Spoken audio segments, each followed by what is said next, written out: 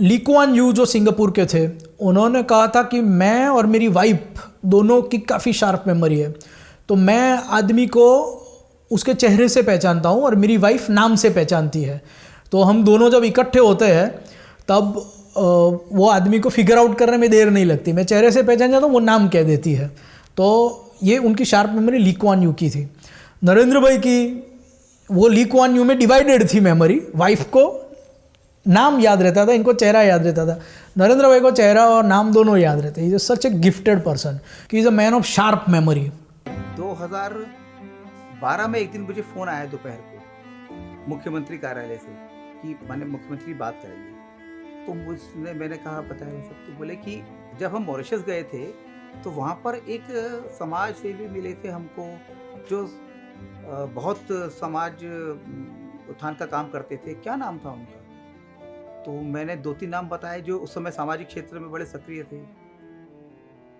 तो फिर मैंने कहा भाई सब राजेंद्र अरुण, कोई लेखक अभिमन्यु होना। तो बोले नहीं ये नहीं। फिर कहा वो सफ़ेद सफारी सूट पहनते थे, कोई नाम था धन। मैंने कहा सर धनदेव बहादुर? बोले हाँ।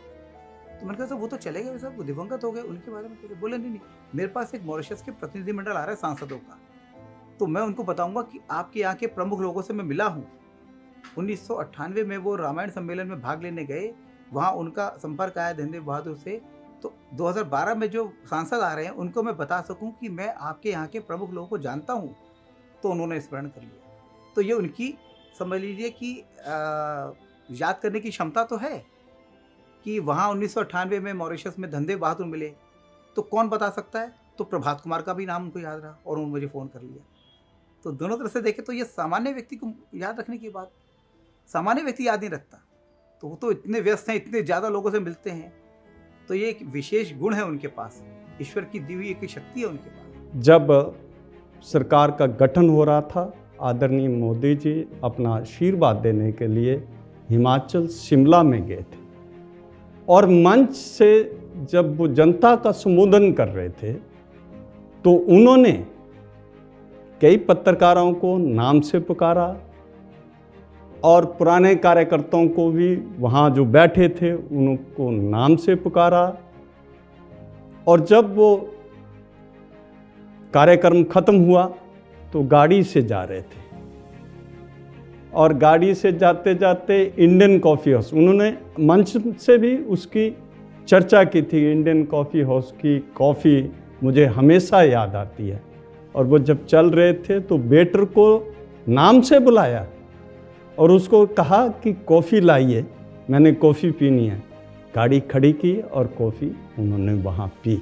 मोदी जी जिसको एक बार देख लेते हैं उसको हमेशा याद रखते हैं और नाम से पुकारते हैं। In 2003, on my request, he had attended a program with Bharat Seva Ashram Sangh. It's an organized, religious movement which was started by Swami Pranavanand Ji. I am a great believer in Pranavanand Ji. Pranavanand Ji was a contemporary of Swami Vivekananda and Sri Aurobindo. So we had gone, for that function in Ahmedabad.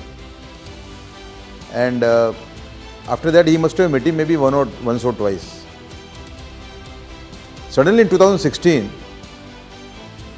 I get a call from PMO that who was that Swami? PMO asking who is that Swami we used to meet in Ahmedabad of Bharat Seva Ashram Sangh. So I said Swami Ganeshanand. Now I found that he was to address a function of Bharat Seva Ashram Sangh at Shillong. It was a virtual address. So he took Swami Ganeshanand's name,